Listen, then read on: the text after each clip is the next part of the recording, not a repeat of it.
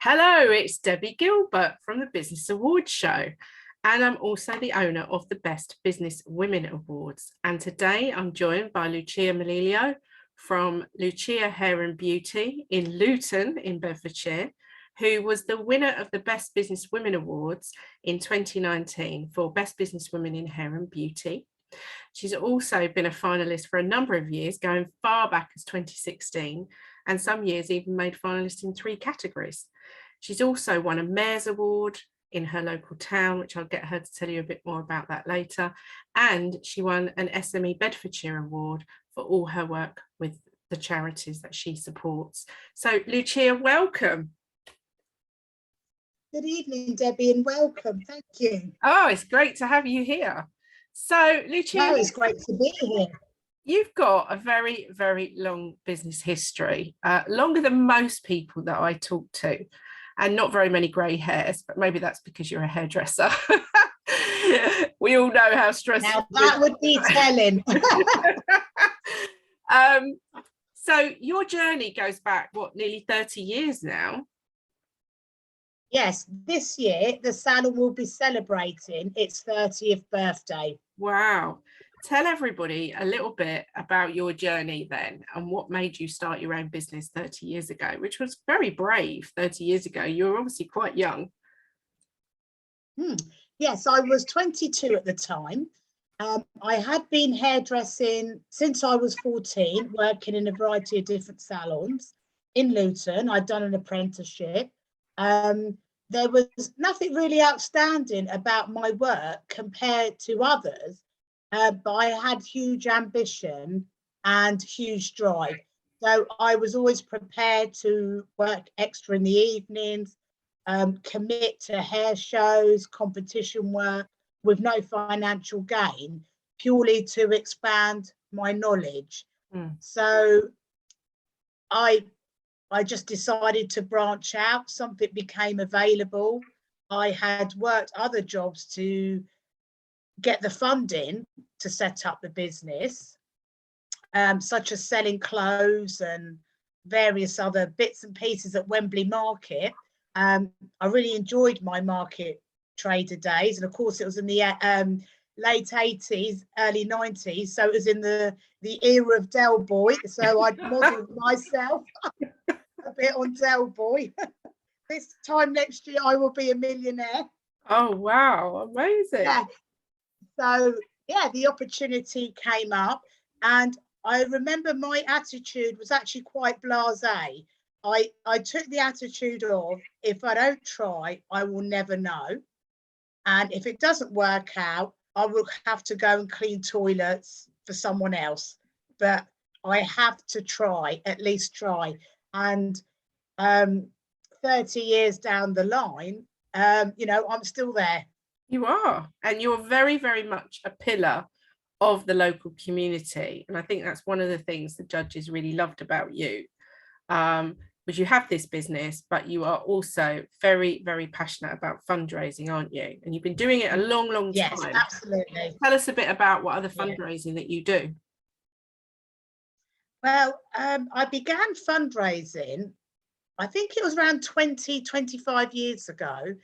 And what had inspired me was some girls I was at school with had gone to China to walk the wall for charity.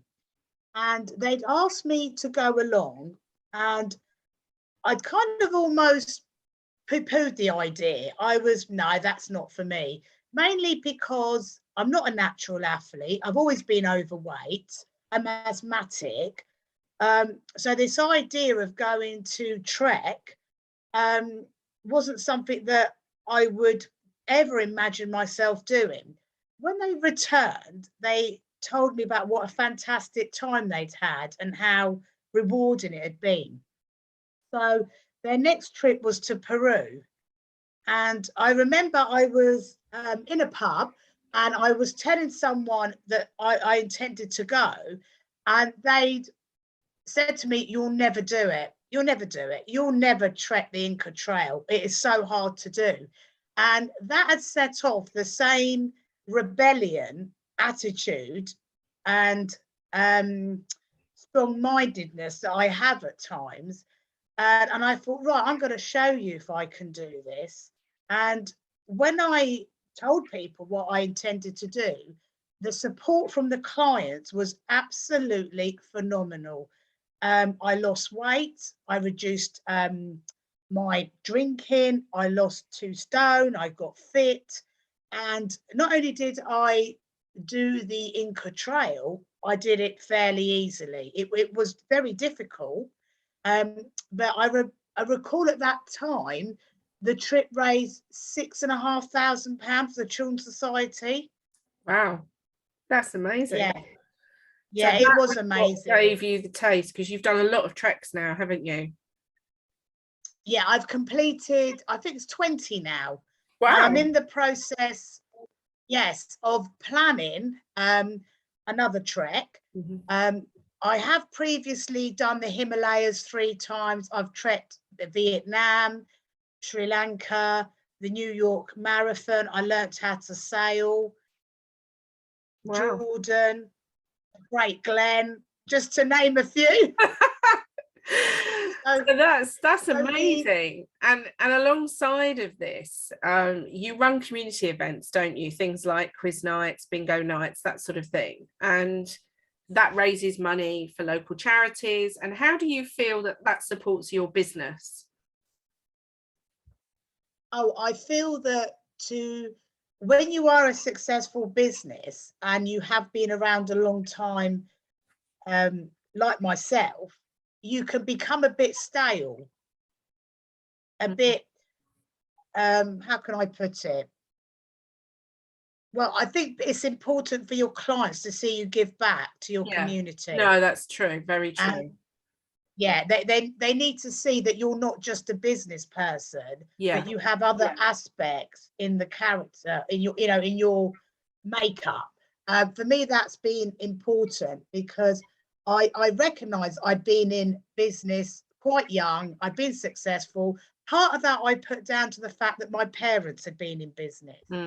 What do your parents do? Well, my parents ran an off-license, a restaurant, building. They had rental property. They did a whole variety of different things. So almost for me to go into that type of lifestyle was my normal way of being. It's in your blood, isn't it? Yeah, it was in my blood. Yeah. However, they were not very charitable people. So I feel that kind of aspect has been my real achievement, to be honest. So I'm always grateful to win a business award. Of course I am. But when I went to Buckingham Palace and I chatted to Princess Anne about the altitude in the Himalayas, and she was asking me, how did you find sleeping at -20 in your tent? And she was genuinely interested, and that to me has been my real success. Yeah. And when I see how the clients react to my fundraising evenings, I mean, we have just announced another quiz night today. I have sold 10 teams already in one afternoon, straight away. Yeah, we do open evenings in the salon. I use it as part of my marketing strategy. But it's so much more than that because it raises awareness for the charities. It motivates people. Some of my clients have done their own fundraising and trekking since they've seen me do it, because they've taken the attitude, well, if you can do it, I can do it. You're just, ordinary person in the street as well. I think that's what makes you so inspiring. And I mean, the trip to Buckingham Palace came around, you won a Mayor's Award, which is quite a coveted award, which is not one you apply for. You get selected for that in your local area. Yes, correct, yeah. Which is amazing, really. And that must have been, a really touching moment when you got that award. Was it? Yeah, it was very touching because it was unexpected, because I'd been quite happily getting on with my fundraising and I hadn't really had much exposure. I'd never really put myself in the paper. I've only recently had a Facebook, page or an up-to-date website in the last, I think, 6 years. So the recognition has come late, but it has been really important to me because it gave me a breath of fresh air. Yeah. And I mean, you started applying for business awards, back in 2016. And what's kept you going, reapplying each year, being chosen as a finalist but not the winner? How have you decided, well, do you know what, I'm just going to keep reapplying? What's the thought process behind that? Well, I think to even make a finalist is, that is a huge achievement. It is, and I love the fact that you say that, because it is such a massive achievement and it's so underplayed by so many people. Yes, I think it can be. And, I knew that one day I'd have my turn. It was just a matter of being patient, reviewing the way I was writing my application, seeing, what the other competition was like almost, and just having a bit of self-belief. So after my win in 2019, at the Tower Hotel in London. I mean, that was a wonderful evening with, 450 people in attendance, fantastic business women, and, a lovely evening. And when I heard the description of the announcement was about me, I didn't believe it was me, because I am very deluded about my age. And I thought, oh, they're talking about someone much older than me. It can't be me. Oh my goodness. Oh wow. That's always funny, isn't it, when you hear somebody talking about you. So it's just great, and I felt elated. And I ordered another copy of my glass trophy, and I've put it in my bedroom. So in the morning I can look at that glass trophy and I can think on a bad day, because everybody has that day where staff don't turn up, your order hasn't come in, there's no end of things that can go wrong in running a small business. And especially women with children, families, there's all them external problems and factors do play a part in how you are on that day. So for me to get up and look at my trophy, and I just say, you go, girl, you did that. Well done. And I just sort of remind myself every now and again. So if I have a bit of a rubbish day, I say, oh, come on, you're the girl that trekked the Himalayas. What's the matter with you? Yeah, you can run a salon in Luton if you can trek the Himalayas. So yeah.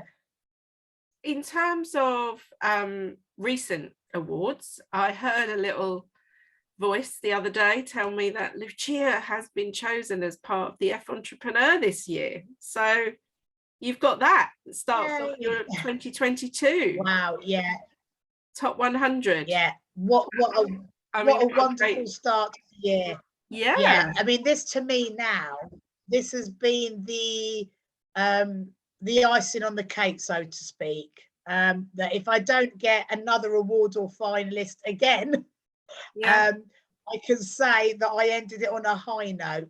I felt really honoured, really, just delighted.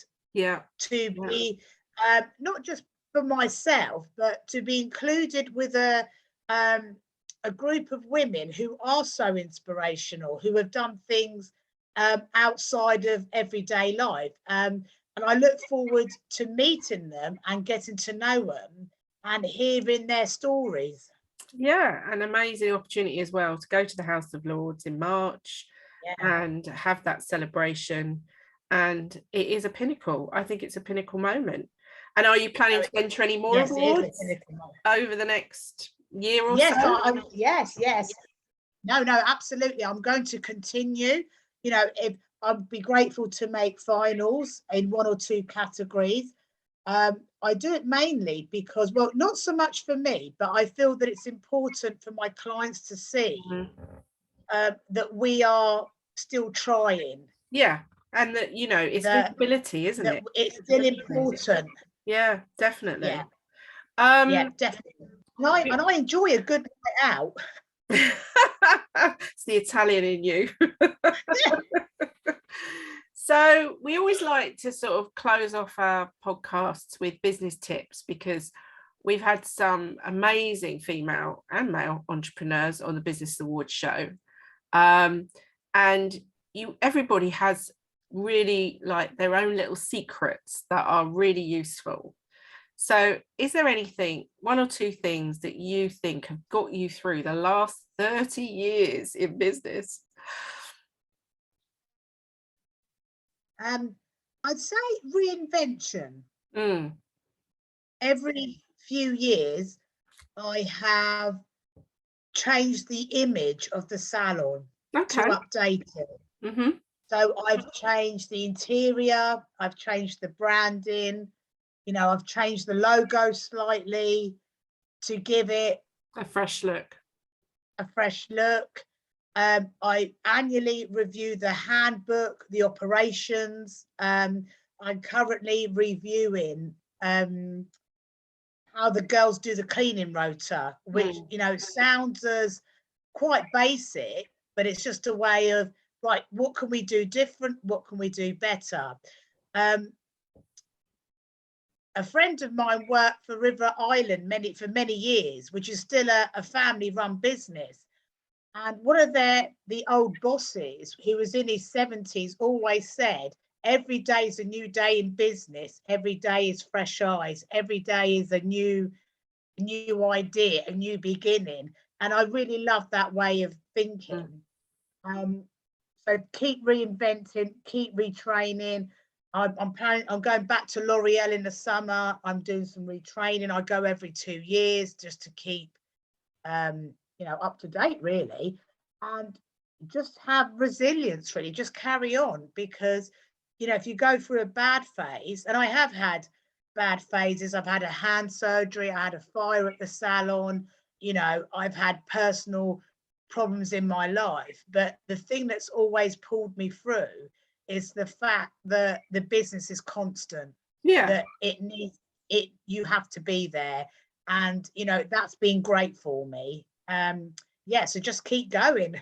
And it has been, for your industry, such a tough 2 years. There's no denying. Hair and beauty has been terribly affected by the pandemic. Terribly affected, yes. But you have come through it, and you're still here, and you're still fighting. Yes, well, yeah, absolutely. When we came back last year after lockdown 1, I just started a loyalty card scheme, rewards, giving clients gifts, doing targeted marketing. You know, I just pulled every trick out of the bag, so to speak, just to pull it back together a bit. And it's worked. Yeah. And that's why you are one of the best business women in the UK. So that's why. Tenacity counts. And I think tenacity does count. Tenacity is the thing. We have to be tenacious, we have to be resilient, and above all else, I think, you know, we have to be inventive and creative to keep these things going forwards. Any treks on the plan for this year? Yes, I'm currently back in training. I'm planning a shorter trek with a girl that I trekked Iceland with. It's got to be 20 years ago we trekked Iceland together. It was one of the hardest treks I've ever done in my life, and we had to be rescued. And I felt like Ernest Shackleton. I could do a whole podcast just on my travels around the world and my crazy experiences.